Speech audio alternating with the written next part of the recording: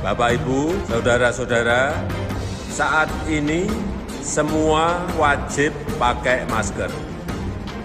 Kita pasti bisa menghadapi pandemi ini, Indonesia pasti bisa.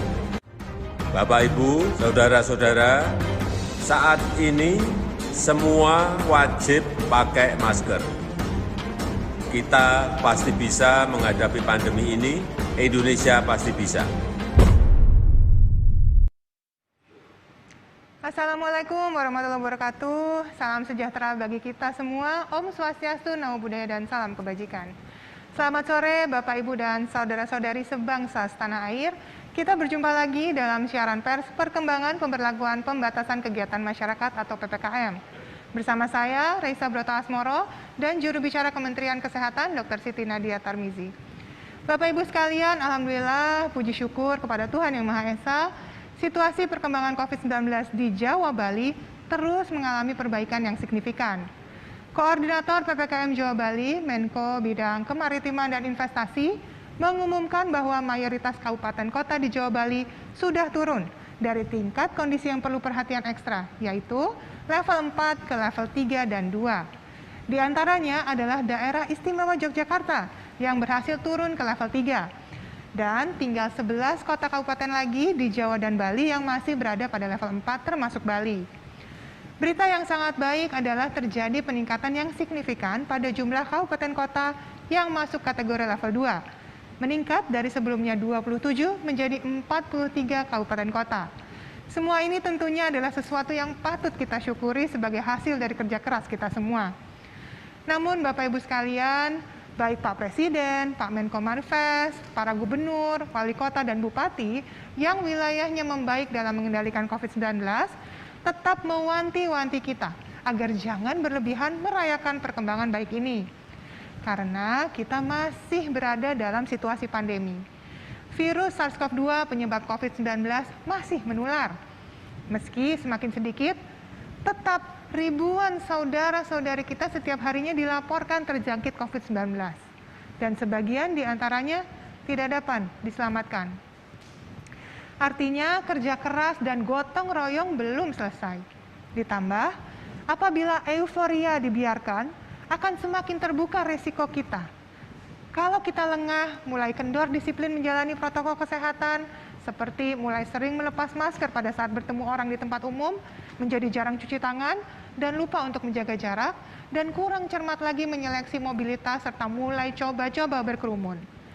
Kami ingatkan Bapak Ibu sekalian, kelengahan sekecil apapun yang kita lakukan, ujungnya akan terjadi peningkatan kasus.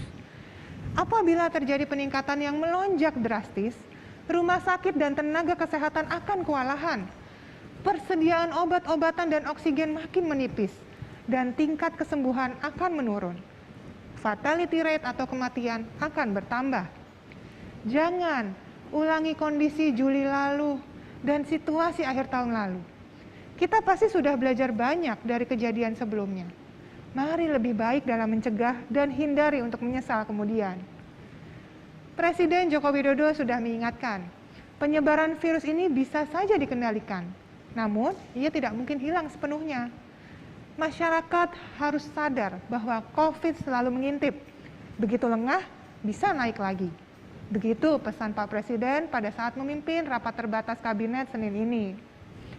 Oleh karena itu, juga pesan Pak Presiden, tingkatan kita secara konsisten harus dipertahankan. Jangan mencederai prestasi yang sudah kita capai. Tetap minimalkan penularan COVID-19 ketika kita membuka aktivitas-aktivitas masyarakat secara bertahap. 3 hal yang kita pelajari dari wilayah level 2 yang masih konsisten menjaga tingkat kondisi COVID-19 mereka terkendali. Pertama, tetap galakkan disiplin protokol kesehatan. Selain tentunya melindungi kita dari droplets, berguna juga mengurangi resiko kita untuk menghirup udara berpolusi dan jadikan masker sesuatu yang trendy dan fashionable. Tentunya dengan memperhatikan tingkat filtrasi dan efektivitas masker. Yang kedua, gencarkan vaksinasi. Sapu habis, kalau perlu ketuk pintu ke pintu. Sasaran vaksinasi lansia dan penyandang disabilitas, 2 kelompok yang jumlah populasinya masih kurang cepat bertambah setiap harinya. Sisir juga tenaga kependidikan agar semua segera tervaksinasi dan pembelajaran tatap muka pun dapat diuji cobakan dengan cepat. 2 langkah mudah ini Bapak Ibu sekalian, pakai masker dan segera divaksin. Ketiga, batasi dan seleksi mobilitas. Caranya, biasakan menggunakan aplikasi Peduli Lindungi untuk masuk ke fasilitas umum. Masyarakat yang melakukan screening dengan menggunakan Peduli Lindungi di pusat perbelanjaan, pusat industri, sarana olahraga, dan ruang publik lainnya telah mencapai lebih dari 20 juta orang. Aplikasi tersebut berhasil menyeleksi ratusan ribu orang yang seharusnya istirahat di rumah karena tidak sehat dan tidak sebaiknya melakukan aktivitas di ruang publik. Bapak Ibu sekalian, seleksi ini penting untuk sama-sama menjaga dan melindungi kita semua.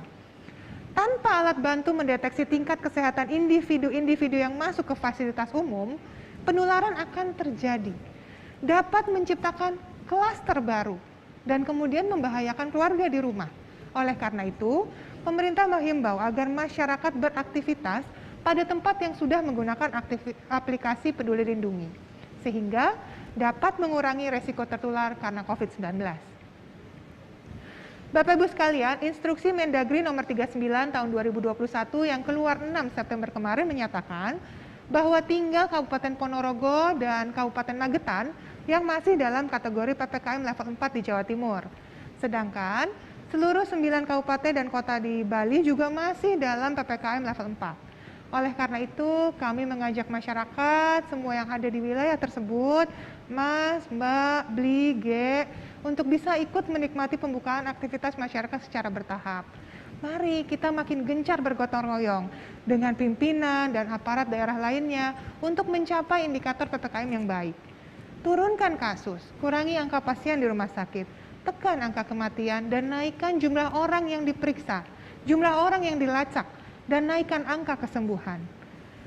Sebuah studi yang sudah diterbitkan secara internasional menyatakan bahwa di Provinsi Bali, tingkat kepatuhan masyarakat terhadap protokol kesehatan COVID-19 terkait erat dengan persepsi norma sosial, persepsi manfaat, dan nilai-nilai terkait kesehatan jasmani. Oleh karena itu, berbagai upaya tambahan harus diberlakukan untuk memperkuat tingkat adaptasi masyarakat Bali terhadap kebiasaan baru yang akan membuat mereka tetap produktif dan aman COVID-19. Salah satunya adalah dengan mengkaji kearifan tradisional leluhur. Seorang kurator Museum Lontar Karangasem, Bli Sugilanus, mengatakan berbagai lontar menunjukkan bukti bahwa para leluhur sangat tanggap dalam penanganan wabah di masa lalu, termasuk dengan mengatur upacara yang kemungkinan membuat kerumunan dan seruan untuk menjaga kondisi badan agar tetap sehat. Kami yakin Bali pasti bisa. Bapak Ibu saudara-saudari setanah air, kelengahan juga akan menjadi celah bagi virus untuk kembali membuat situasi darurat. Ingat, sifat alamiah virus adalah bermutasi. Selain Delta, ada lagi varian-varian lain yang berkembang di luar Indonesia. Wakil Menteri Kesehatan Republik Indonesia, Dr. Dante Saxono Harbuwono, mengatakan semakin banyak kasus COVID-19 dan semakin lama pandemi berlangsung, membuka peluang virus melakukan modifikasi dan melakukan mutasi. Mari kita simak pernyataan beliau.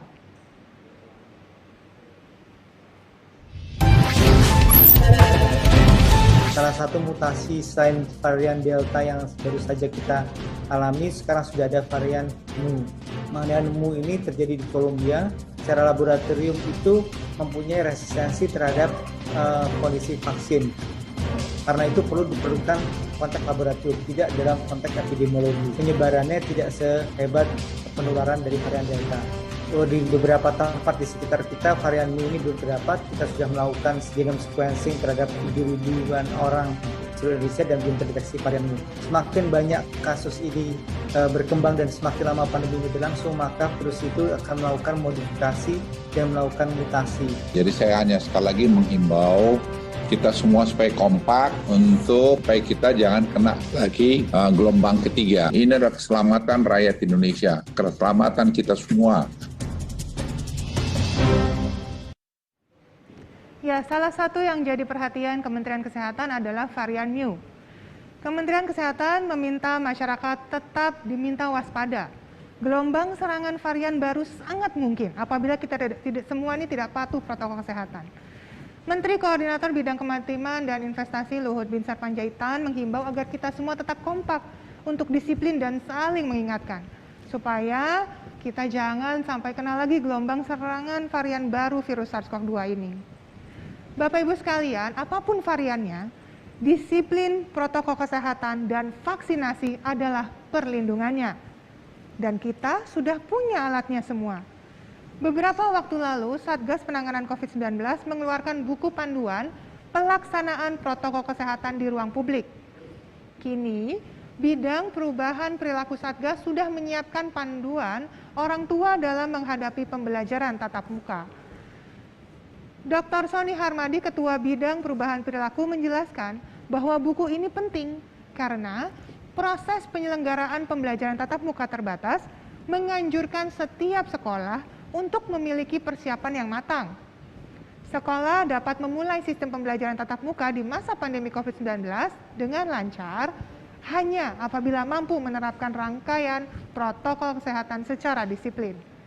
Oleh karena itu, buku panduan orang tua dalam menghadapi pembelajaran tatap muka ini diharapkan membuat orang tua dan pendidik dapat menjadi lebih sigap membantu siswa dalam menerapkan perubahan perilaku di sekolah dan memastikan PTM tetap dapat berlanjut dengan aman. Mari kita pelajari dan ikuti semua panduan bermanfaat ini.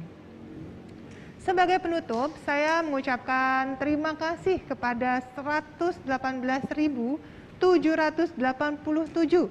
Duta Perubahan Perilaku atau DPP yang tersebar di 34 provinsi dan 431 kabupaten kota.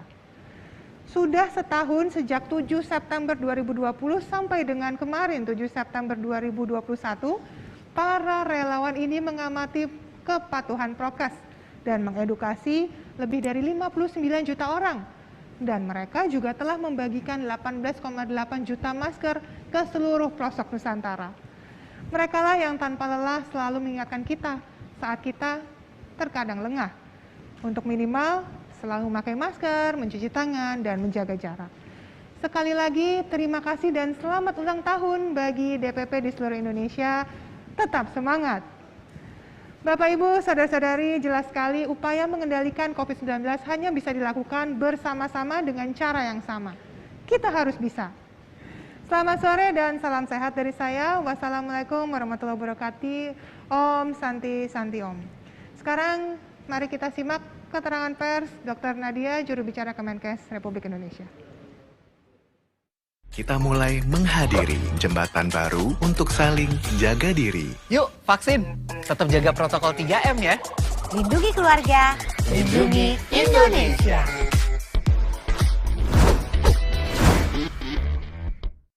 Vaksin COVID-19 yang beredar di Indonesia telah mendapat izin Badan POM untuk memastikan bahwa vaksin tersebut memenuhi standar kualitas dan keamanan.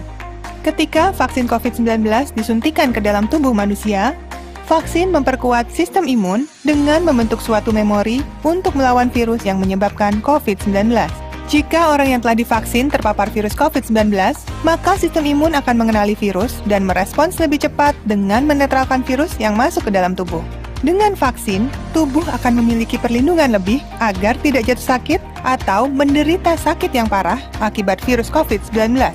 Untuk mengetahui informasi seputar vaksinasi COVID-19 dan melaporkan mengenai efek samping pasca vaksinasi, hubungi kontak hotline vaksinasi Kementerian Kesehatan di nomor 119 extension 9. Ayo, sukseskan vaksinasi dan disiplin protokol kesehatan. Lindungi diri, lindungi negeri. Assalamualaikum warahmatullahi wabarakatuh. Selamat sore, Om Swastiastu, salam kebajikan, namo buddhaya. Pada kesempatan ini, izinkan saya menyampaikan beberapa update terkait situasi penanganan COVID-19 secara nasional.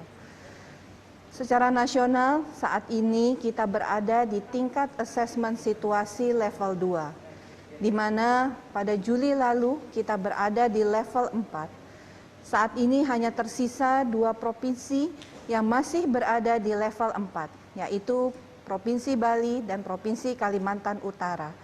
Yang lainnya sudah berada pada level 3 dan 2. Dalam beberapa hari ini, kita mendengar banyak berita terkait munculnya atau ditemukan varian-varian baru virus COVID-19 yang memiliki kemampuan penularan yang lebih tinggi dan atau memiliki kekebalan terhadap vaksin. Tentunya kami dari Kementerian Kesehatan dan juga sektor lain terkait selalu melakukan pemantauan dan melakukan pemeriksaan sequencing terhadap kasus-kasus yang masuk ke Indonesia maupun yang terjadi melalui penularan lokal yang mungkin terjadi di negara kita ini. Sampai saat ini tidak kurang dari 5.835 hasil sequencing yang telah kita laporkan. Dan dari total tersebut 2.300 adalah varian Delta yang ditemukan di 33 provinsi di Indonesia.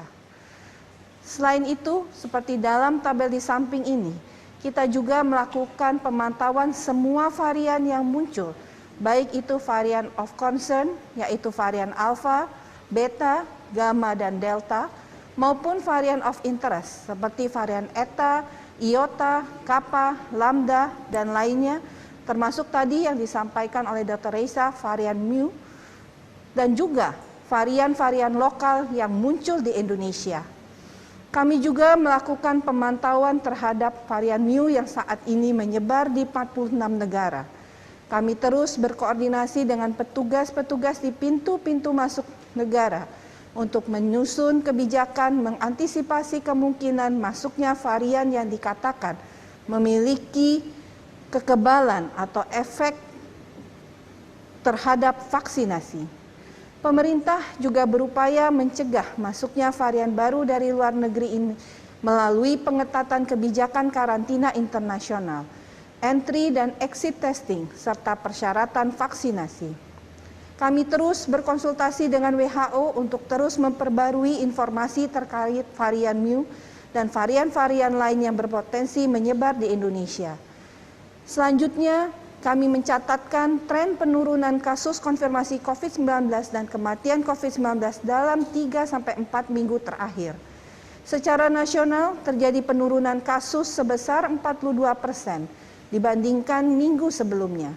Sedangkan untuk angka kematian menurun sebesar 29% dibandingkan minggu sebelumnya. Pemeriksaan laboratorium yang merupakan kombinasi antara pemeriksaan PCR dan RDT antigen mengalami peningkatan dibandingkan minggu sebelumnya. Saat ini Indonesia telah mencatatkan testing rate kita adalah 3,07 orang yang dites per 1.000 penduduk per minggu. Ini merupakan angka 3 kali lipat dibandingkan standar minimal WHO, yaitu 1 orang dites per 1.000 penduduk per minggunya. Positivity rate saat ini di tingkat nasional sudah kurang dari 10%. Dan ini harus terus kita turunkan dan tetap kita pertahankan dengan tetap terus memperkuat upaya-upaya 5M dan 3T. Dari 34 provinsi seluruhnya, kini telah mencapai minimal standar testing 1 orang dites per 1.000 penduduk per minggu. Dan untuk positivity rate, 14 provinsi mencatatkan positivity rate-nya sudah kurang dari 5%. Dan ini tentunya akan kita terus pantau dan kita upayakan untuk provinsi-provinsi yang lain dapat segera mencapai angka positivity di bawah 5%. Untuk penggunaan tempat tidur rumah sakit, saat ini tidak ada provinsi yang melaporkan bed occupation rate di atas 80%. Perlu perhatian untuk beberapa provinsi yang masih memiliki insidensi atau angka kematian di level 3 dan 4 secara nasional.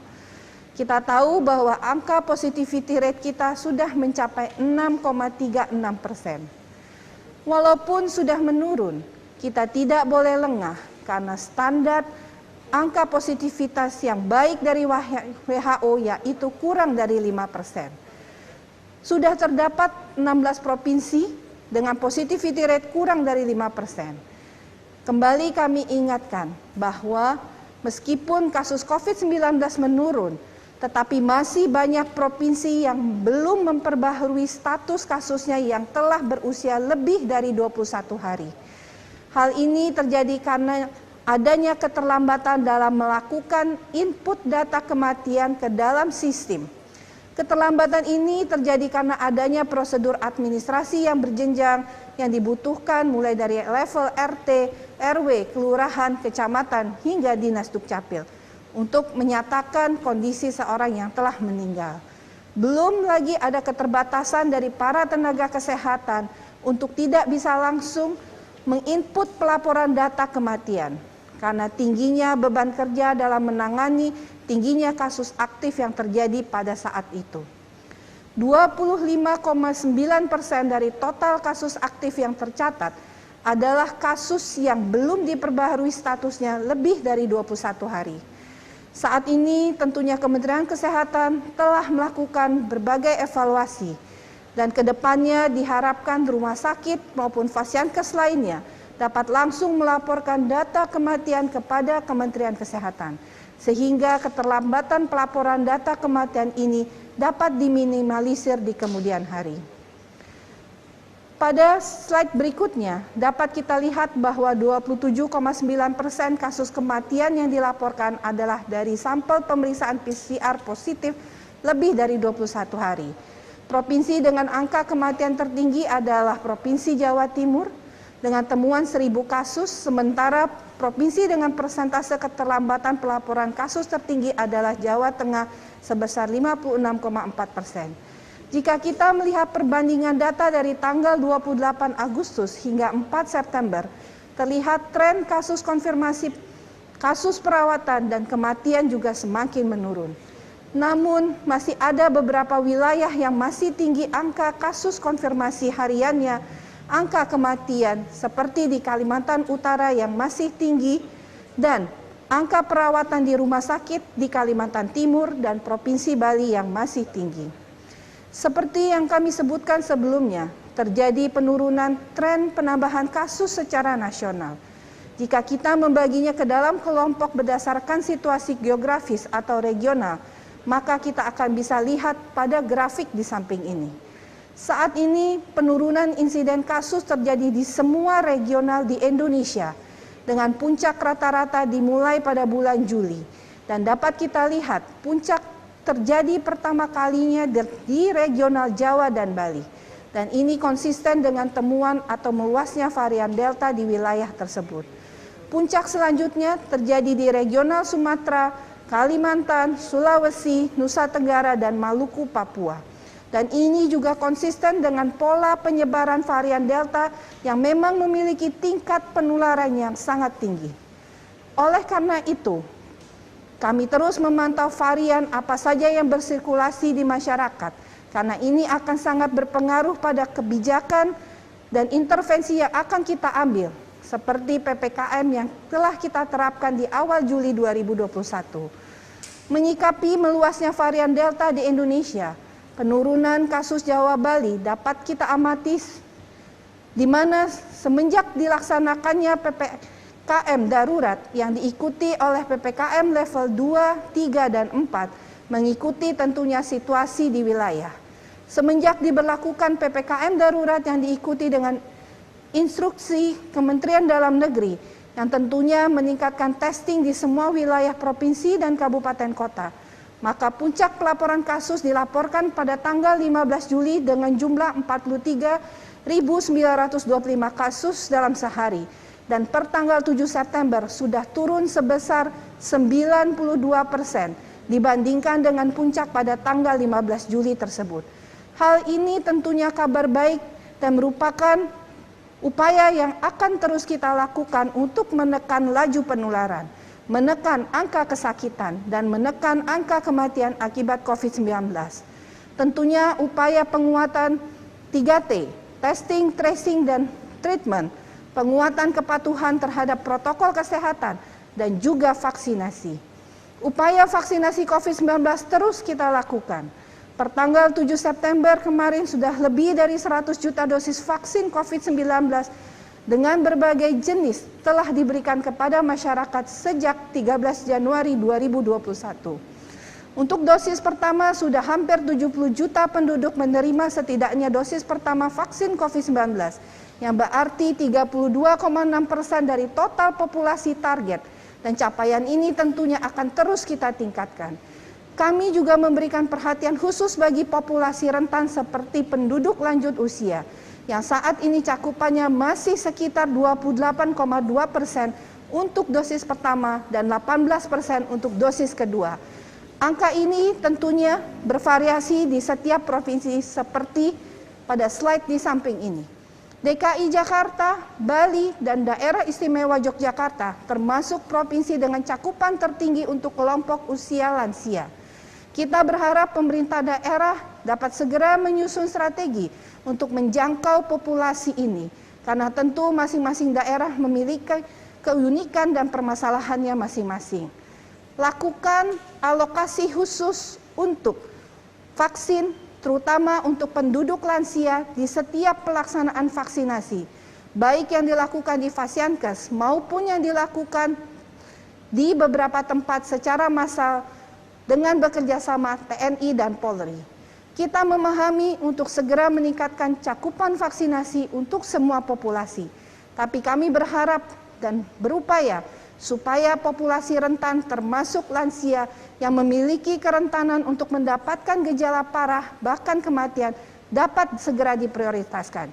Jangan tunda diri Anda untuk divaksinasi. Bila sudah ada kesempatan dan vaksin sudah ada di daerah Anda, segeralah divaksinasi. Vaksin COVID-19 adalah hak seluruh masyarakat Indonesia dan diberikan secara gratis. Kelompok lansia harus kita prioritaskan untuk menerima vaksinasi. Mari kita bujuk, ajak, daftarkan, dan dampingi orang tua kita untuk menerima vaksin COVID-19 di tempat pelayanan vaksinasi terdekat. Vaksinasi ini penting untuk mencegah terjadinya kasus berat yang memerlukan perawatan di rumah sakit. Kita masih bisa kembali kepada situasi di mana terjadinya peningkatan kasus yang dapat mengakibatkan kebutuhan perawatan di rumah sakit juga meningkat. Sehingga pada akhirnya kita dapat tentunya harus memperketat pembatasan mobilitas masyarakat. Bantu kami untuk mewujudkan pelaksanaan protokol kesehatan. Kita semua harus patuh untuk mencuci tangan, menjaga jarak, memakai masker, mengurangi mobilitas, serta menghindari kerumunan. Dan jangan sungkan untuk mengingatkan orang lain yang tidak taat protokol kesehatan. Demi keselamatan bersama. Bersama kita bisa akhiri pandemi ini dan bebas dari COVID-19. Terima kasih.